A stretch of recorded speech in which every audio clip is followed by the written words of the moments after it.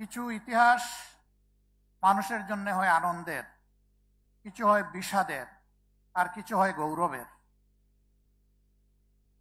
বিশেষ করে জাতিকে মুক্তি করার আন্দোলনে যারা জীবন দেন, অতীতেও এরকম যারা দিয়েছেন, 47, 71, 52, সর্বশেষ এই 24-এ যারা জীবন দিয়েছেন, তাদের ইতিহাস হচ্ছে গৌরবের ইতিহাস।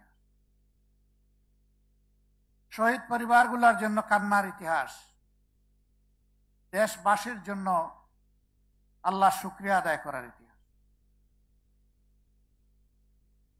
24-এর 5 আগস্টের আগ পর্যন্ত এরকম একটা আয়োজন আমরা কিংবা কোনো বিরোধী দল কল্পনাও করে নাই। এমনকি সমাজের যারা বিশিষ্ট ব্যক্তিবর্গ, যাদেরকে মেম্বার অফ সিভিল সোসাইটি বলা হয়, তারাও সাহস করেন নাই।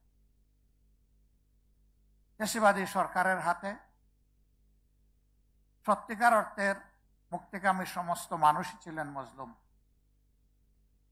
একা জামাত ইসলামী নয়।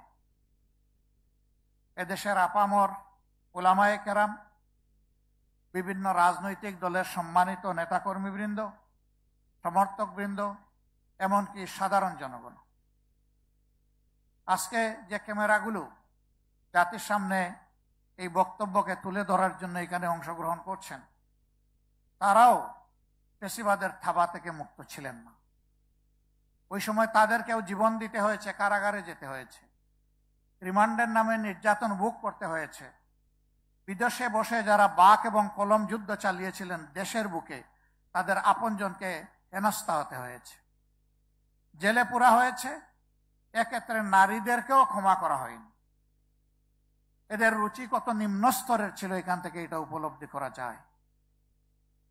সেই বন্দিদশা থেকে, শ্বাসরুদ্ধকর অবস্থা থেকে যারা নিজেদের পবিত্র জীবনটা বিলিয়ে দিয়ে আমাদেরকে এমন একটি পরিবেশ করে দিল, আমি তাদের সকলের প্রতি হৃদয়ের ভিতর থেকে গভীর শ্রদ্ধা এবং আন্তরিক কৃতজ্ঞতা জ্ঞাপন করছি। মহান মাবুদের দরবারে দোয়া করি, আল্লাহ তাআলা তাদেরকে শহীদ হিসাবে কবুল করুন। সম্মানিত ভাই ও বন্ধুগণ, দেশ আমাদের সকলের, যে কথাটা আমরা সবসময় বলে আসি, কিন্তু দেশের পাহারাদারি করার দায়িত্ব নির্বিশেষে সকল নাগরিকের। এই কাজ কিছু লোক করে, আবার কিছু লোক নাগরিকের শান্তি কেড়ে নেওয়ার জন্য অপকর্মে লিপ্ত হয়। অপকর্ম যারা করে তারা এটাকে পেশা হিসাবে বিবেচনা করে, একসময় তারা অধিকারের মতো মনে করে, আর বাকি জনগণকে তারা তাদের প্রজা ভাবে, নিজেরা রাজা হয়ে বসে। কিন্তু গাছের গুড়ায় যখন ঝাঁকুনি দেওয়া হয়, ওই ডালে ডালের রাজারা তখন উড়ে গিয়ে অন্য জায়গায় পড়ে যায়।